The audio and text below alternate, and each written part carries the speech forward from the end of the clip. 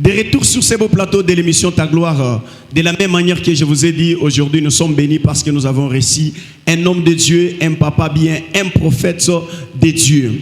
Alors, papa Corneille Momba. Oui, mon papa. En tout cas, sentez-vous à l'aise sur notre plateau? Je suis vraiment à l'aise. En tout cas, je pense que Léo, tout a bariki wasam. La Bible dit, si vous recevez un serviteur de Dieu en qualité d'un prophète, vous êtes béni. Ça veut dire déjà vous êtes béni avant que je puisse même vous bénir. Amen. En tout cas, merci papa. Et c'est quoi le message qui vous a amené sur notre plateau de l'émission Ta Gloire? Merci. Le message qui m'a amené sur le plateau de l'émission Ta Gloire, je devais parler sur un message fort.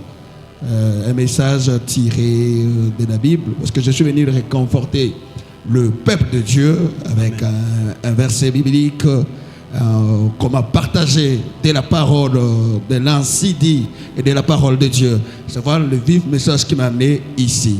Et le deuxième message qui va m'amener, c'est juste donner mon programme que je vais faire bientôt sur le ministère que je conduis. Merci papa. Alors, avant que vous puissiez donner votre programme, les programmes que vous pouvez avoir, c'est quoi le thème? Le thème est tiré du livre de Jean 5, 8. Jean 5, 8. Il dit, lève-toi, prends ton lit et marche. Lève-toi, prends ton lit et marche. C'est ça notre thème de ce jour. En tout cas, je pense que dans ce thème, il y a à boire et à manger. Très très bien, il y a à boire et à manger. On va comprendre c'est quoi s'élever et c'est quoi aussi marcher. Parce que certains chrétiens ne savent pas comment s'élever et ne savent jamais comment marcher. Voilà, on va un peu essayer de comprendre ce qui est écrit dans la Bible selon l'Esprit de Dieu. Parce que la Bible n'est pas un roman, c'est que la Bible, c'est un des livres sacrés qu'on lit avec esprit. Voilà. Merci. Avant de continuer, ou soit de vous donner la parole pour que vous puissiez communiquer la pensée de Dieu au peuple de Dieu, j'aimerais que nous puissions d'abord lire les Écritures et par après, vous allez communiquer la pensée de Dieu au peuple de Dieu. Merci, nous sommes dans l'épître, c'est Jean chapitre 5, le 8e verset. Vous allez lire dans Jean chapitre 5, le 8e verset. Nous allons lire Jean chapitre 5, le 8e verset. La Bible nous dit, Jean 5, 8, la Bible dit, lève-toi, lui dit Jésus, prends ton lit et marche. Lève-toi, lui dit Jésus, prends ton lit et marche. C'est ça notre titre de séjour.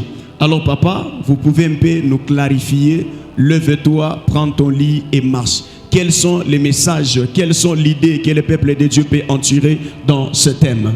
Merci beaucoup, mais avant que je donne le message, je demanderai à mon cher journaliste de monter d'abord sur 4 et de nous lire, et je vais essayer de donner le message. Est-ce que vous pouvez nous lire les 4 versets? Merci. On entame les 5. Le 4e verset nous dit, oui. Car un ange descendait de temps en temps dans la piscine et agitait l'eau. Et celui qui descendait les premiers après que l'eau avait été agitée était guéri, quelle que fût sa maladie. 5. Là se trouvait un homme malade depuis 38 ans. Yeah. Je peux continuer? Continuez. Jésus l'ayant vu coucher et sachant qu'il était malade depuis longtemps, il lui dit, veux-tu être guéri? Les malades lui répondit, Seigneur, je n'ai personne pour me jeter dans la piscine quand l'eau est agitée. Et pendant que j'y vais, un autre descend avant moi. Lève-toi, lui dit Jésus, prends ton lit et marche. Merci beaucoup, très cher journaliste. Là, si nous lisons dans la Bible, nous allons comprendre l'histoire d'un paralytique. Merci. Le paralytique en question a fait 38 ans. Disons même vous, quand vous avez quelqu'un qui est malade pendant 6 mois, vous serez fatigué d'aller à l'hôpital. Oui. Mais lui, le paralytique a fait 38 ans, qui n'avait personne qui lui jetait dans l'eau. Or, il était sur le piscine Bethsaïda. Dans Bethsaïda, il y avait 5 portiques. Or, les 5 portiques, c'est un chiffre 5, un 5 prophétique. Quand nous allons parler du plan prophétique, nous allons comprendre qu'il y a 5 ministères. Or, il y avait 5 portes. Or, Jésus a guéri d'abord cette personne, si tu lis bien la Bible, c'était le jour du sabbat. Ok. Or, le jour du sabbat, c'est un jour de repos. C'est un jour qu'il est interdit que quelqu'un fasse le miracle. Et la personne arrivée là-bas, fatiguée de sa maladie. Comme toi maintenant, là tu as un problème, tu te dis, je suis fatigué de mon problème. Je n'ai personne, je n'ai personne. Même quand je parlais là, monsieur le journaliste, vous êtes un évangéliste, mais vous êtes un prophète. Mais il y a un moment où on va vous consacrer, parce que je suis en train de voir une célébration sur vous.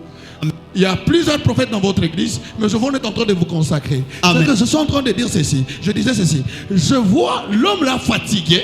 Yes. Personne n'avait pour l'aider. Mais lui là, il a dit je suis vraiment fatigué. Et quand l'eau s'agitait, vous savez quand quelqu'un est malade, même si l'eau s'agitait, il ne saurait pas bouger. Prenez l'exemple, si tu as le mot de vente seulement, même si on te donne les foufous ici, tu ne pourrais pas manger. Or lui aussi avait un problème de se lever. Il fallait qu'il se lève pour se jeter dans l'eau. Yes. Or il y avait déjà une loi. Je ne sais pas, lui, la loi qui était établie, c'est qu'un ange descendait. Or, il y a de certains miracles qui n'attendent pas que l'eau puisse être bougée. De certains miracles qui attendent que l'homme ait la foi. Amen. Parce que la Bible me dit, la foi vient de celle qu'on entend. Et celle qu'on entend, c'est la parole de Dieu. Amen. Alors, la personne là, lui, au lieu qu'il dise à Jésus, je vais être guéri, lui dit à Jésus, je n'ai personne. Or, il oubliait que Jésus, il était le maître du sabbat. Or, il a dit, je n'ai personne pour me jeter dans l'eau. Et j'ai aimé la réponse de Jésus. Jésus dit, prends ton lit et marche.